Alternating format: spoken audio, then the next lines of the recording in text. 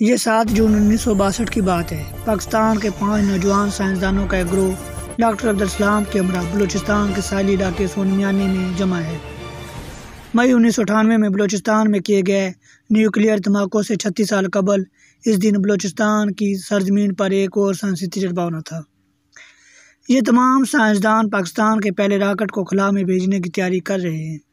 سورج غروب ہو چکا ہے اور رات کے 8 بجنے میں ابھی 7 منٹ باقی ہیں۔ پھر کاؤنٹ ڈاؤن شروع ہوتا ہے 3، 2، 1 اور پاکستان کا پہلا راکٹ ریبرون کامیابی سے بالائی فضا میں لانچ ہو کر اپنے بعد آنے والے مزید راکٹ کے لیے ایک رہبر بن جاتا ہے۔ صرف یہی نہیں، اس لانچ کے ساتھ ہی پاکستان مسلم دنیا سمیت جنوبی ایشیا کی وہ پہلی قوت بنا جس نے کامیابی سے خلائی تجربہ سر انجام دیا۔ اب اس واقعے کو 59 سال ہو چکے ہیں، مگر اس پروجیکٹ کی ٹیم لیڈر ڈاکٹر طارق مصطفیٰ کو آج بھی وہ دن اس طرح یاد ہے جیسے کل ہی کی بات ہو۔ دوسری عالمی جنگ کا اختتام ہو چکا ہے۔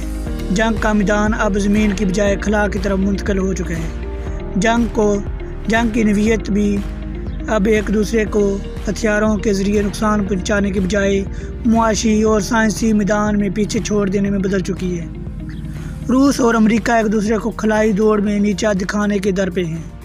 امریکہ حیران ہے کہ روس نے خلا میں پہلا انسان پہنچانے میں سبقت کیسے حاصل کر لی۔ یک امریکی صدر جان ایف کینیڈی اعلان کرتے ہیں کہ امریکہ 60 کی دہائی کے اختتام سے قبل نہ صرف انسان کو چاند پر اتارے گا بلکہ بحفاظت واپس بھی لائے گا۔ اپولو خلائی پروگرام کے منظم امریکی خلائی ادارے ناسا کے لیے یہ ایک بڑا چیلنج تھا اور اس کے لیے کئی ایسے اعداد و شمار اور سائنسی ڈیٹا کی ضرورت تھی جو اس وقت اس کے پاس موجود نہیں تھے۔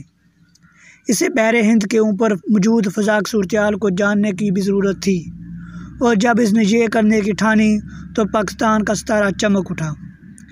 سن 1961 میں جب پاکستان کے اس وقت کے فوجی حکمران جنرل ایوب خان امریکہ کے دورے پر تھے تو ان کے سائنسی مشیر اعلیٰ نوبل انعام یافتہ ڈاکٹر عبدالسلام بھی ان کے ہمراہ تھے۔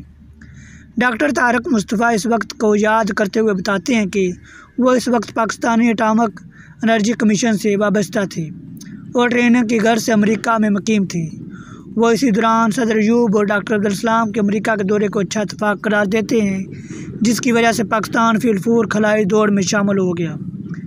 ایک انٹرویو میں انہوں نے بتایا کہ امریکہ میں قیام کے دوران ایک دن انہیں ڈاکٹر عبدالسلام کا فون آیا، طارق صبح واشنگٹن میں ایک اہم میٹنگ ہے اور تم نے پہنچنا ہے، مجھے اس سے کوئی واسطہ نہیں کہ لفٹ لے کر آؤ یا جہاز میں آؤ، بس تم نے پہنچنا ہے۔ اگلے دن وہ ڈاکٹر عبدالسلام کے ہمراہ واشنگٹن میں ناسا کے دفتر پہنچے۔ وہاں حکام نے اس پاکستانی وفد کے سامنے بحر ہند کے اوپر موجود فضا کے متعلق ڈیٹا نہ ہونے کی مشکل رکھی۔ ناسا نے پیشکش کی کہ وہ بحر ہند کے آس پاس کے ممالک کو راکٹ اور ٹیکنالوجی فراہم کرنے کو تیار ہے، صرف ایک شرط کے ساتھ کہ اس راکٹ سے جو بھی ڈیٹا حاصل ہوگا اس کا تبادلہ ناسا کے ساتھ بھی کیا جائے گا۔ یہ سن کر ڈاکٹر عبدالسلام ڈاکٹر طارق مصطفیٰ کی جانب مڑے اور پنجابی میں کہا، طارق تیرا کی خیال ہے؟ انہوں نے فوراً پنجابی میں جواب دیا، یہ تو ساڈا خواب پورا ہو جائے گا۔ پنجابی میں ہونے والی اس گفتگو کو ناسا کے عہدیدار سمجھ تو نہ سکے، لیکن انہوں نے مزاج سے اندازہ لگاتے ہوئے ڈاکٹر عبدالسلام سے کہا، young man looks very keen, نوجوان بہت پرجوش معلوم ہو رہا ہے۔ ناسا کے حکام نے اسی دن ڈاکٹر طارق مصطفیٰ کو اپنے ایک خصوصی طیارے کے ذریعے ملک کے دوسرے کونے میں بحر اوقیانوس کے کنارے واقع والاپس آئی لینڈ راکٹ رینج بھیج دیا، جہاں انہیں تمام آلات اور سامان کا متعلق بریفنگ دی گئی۔ پوری رات وہ اپنی رپورٹ مرتب کرتے رہے اور اگلے دن وہ دوبارہ واشنگٹن میں ناسا کے دفتر میں دوبارہ ڈاکٹر عبدالسلام کے ہمراہ اپنی رپورٹ کے ساتھ پہنچے۔ اسی دن ناسا نے پاکستان سے کہا کہ اگر آپ حامی بھریں تو ہم یہ پروگرام شروع کر سکتے ہیں، اور اس کے صرف 9 ماہ بعد ہی سون میانی میں نہ صرف راکٹ رینج بھی بنا لی گئی بلکہ ریبر سیریز کے اولین راکٹ لانچ بھی کر دیے گئے۔ انڈیا نے یہ کارنامہ اس کے 15 ماہ بعد نومبر 1963 میں انجام دیا۔ ٹیم کی تربیت اور راکٹ رینج کا قیام۔ ڈاکٹر طارق مصطفیٰ کی ڈیوٹی لگائی گئی کہ وہ ٹیم اکٹھی کریں۔ ان کے ساتھ ڈاکٹر سلیم محمود، جو بعد میں سپارکو کے چیئرمین رہے، نے بھی ٹریننگ پر امریکہ میں موجود تھے۔ 3 مزید سائنسدان احمد ضمیر فاروقی پاکستان ایئر فورس، محمد رحمت اللہ محکمہ موسمیات کے ڈپٹی ڈائریکٹر اور سکندر زمان بعد میں چیئرمین سپارکو بنے کو بھی امریکہ بلوا لیا گیا اور یہ مختصر سی ٹیم اپنے کام میں جت گئی۔ سب سے پہلا مرحلہ پاکستان میں راکٹ رینج کے قیام کا تھا جو اس وقت تک یہاں پر موجود نہیں تھی۔ اس کام کے لیے صدر ایوب خان نے تجویز دی کہ 1999 میں واقع فوج کو آرٹلری رینج کو اس مقصد کے لیے استعمال کیا جا سکتا ہے کیونکہ وہاں پر افرادی قوت کے رہنے کا انتظام اور دیگر سہولیات پہلے سے موجود تھیں۔ اس تجویز کو قبول کیا گیا اور فوراً اس آرٹلری رینج کو پاکستان کی پہلی راکٹ رینج میں بدلنے کا کام شروع کر دیا گیا۔ سائنسدانوں کو اس کام کے لیے امریکہ میں تیاری کروائی گئی اور ناسا کی جانب سے ساز و سامان مہیا کیا گیا۔ 6 مہینوں کے اندر ناسا کے ڈپوز میں موجود امریکی فوج کے فاصل سامان میں سے راکٹ لانے کے لیے ضروری سامان تلاش کیا گیا اور اسے امریکہ کے والپس آئلینڈ راکٹ رینج میں اکٹھا کیا گیا۔ پھر پاکستانی سفارت خانے کے مالیاتی مشیر وزیر اعلیٰ شیخ کی ذمہ داری لگائی گئی کہ یہ سامان پاکستان پہنچایا جانا ہے۔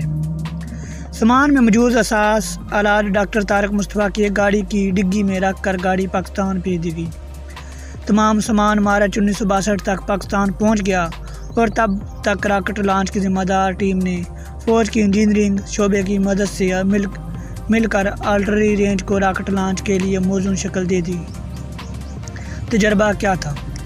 تجربہ یہ کرنا تھا کہ راکٹ کے ذریعے فضا میں 500 سے 100 میل کی بلندی پر سوڈیم کے بخارات چھوڑے جائیں جنہیں سورج کے غروب ہونے کے بعد افق کے نیچے سے آنے والی سورج کی روشنی سے منعکس ہونا تھا، اور اس کے بعد پولاڑی، لسبیلا، ہب اور کراچی ایئرپورٹ کے مقام پر کیمرے نصب کیے گئے جنہوں نے بیک وقت بغیر 1 سیکنڈ کے وقفے کے ان بخارات کی تصویریں لینی تھیں۔ اس مقصد کے لیے پاکستان فضائیہ کے طیاروں میں استعمال ہونے والے جاسوس کیمروں کو زمین پر نصب کر دیا گیا اور ان کو آپس میں منسلک کر کے بیک وقت تصویر لینا ممکن ہو پایا۔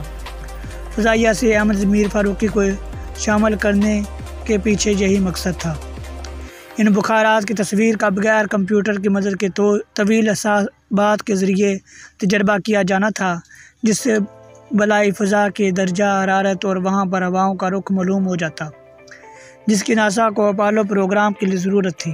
ڈاکٹر سلیم محمود بات کرتے ہوئے بتاتے ہیں کہ اس دن ٹیم میں بے چینی، جوش، جذبے اور خوشی کے جذبات کا ایک امتزاج موجود تھا۔ وہ بتاتے ہیں کہ ریبرون راکٹ 3 مرحلوں پر مشتمل راکٹ تھا اور ہر مرحلے کی کامیاب تکمیل کے بعد ٹیم کو خوشی بھی ہوتی اور اضطراب بھی کہ اگلا مرحلہ کیسا رہے گا، مگر یہ تجربہ کامیاب رہا۔ اس رات یہ تمام سائنسدان خوشی کے بعد سو پائے یا نہیں، اس سوال پر ڈاکٹر سلیم محمود ہنس دیے۔ اس رات بھی یہ لوگ جلدی سو گئے تھے کیونکہ اس راکٹ کے لانچ کے بعد انہیں اگلا راکٹ 4 دن بعد 11 تاریخ کو لانچ کرنا تھا۔ رینج کی مشکل حالات کے بارے میں بتاتے ہوئے وہ کہتے ہیں کہ وہ ایک مشکل مقام تھا اور ہر وقت گرمی کے ساتھ ساتھ سانپوں اور بچھوؤں کے خطرے کا بھی سامنا کرنا پڑتا تھا۔ ایک دن تو وہ کنٹرول روم میں داخل ہوئے تو سامنے میز پر ایک سانپ پہلے ہی اپنی جگہ لیے ہوئے تھا۔ چاروں ناچار ٹیم وہاں سے الٹے پاؤں واپس ہوئی اور پھر لوگوں کو بلا کر سانپوں کو وہاں سے نکلوایا گیا، لیکن ان حالات کے باوجود کام جاری رہا اور تجربہ کامیابی سے ہمکنار ہوا۔ ناسا کی اپنی ضرورت پوری ہوئی اور پاکستان نے ناسا کی اس پیشکش کا فائدہ اٹھا کر خود کو خلائی دوڑ میں ایشیا کے سرفہرست ملک ثابت کر دیا۔ اس حوالے سے امریکی خلائی ادارے ناسا نے BBC اردو کو خصوصی طور پر اپنے آرکائیوز میں سے 7 جون 1962 کی وہ پریس ریلیز فراہم کی جس میں اس کامیاب راکٹ تجربے کا تذکرہ ہے۔ اس پریس ریلیز میں تفصیلی طور پر بتایا گیا ہے کہ یہ تجربہ ناسا اور سپارکو کے درمیان باہمی مفاد کی خلائی تحقیق کے پروگرام کے تحت کیا گیا۔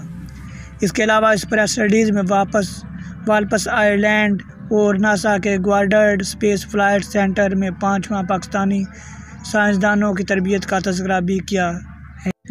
اپنے ہی ملک میں راکٹوں کی تیاری۔ ریبر راکٹ لانچ کے لیے مدد اور سامان امریکہ نے فراہم کیا، مگر اس کے بعد پاکستانی سائنسدانوں نے یہ سوچا کہ کیوں نہ ملک میں خود ہی راکٹ تیار کیے جائیں۔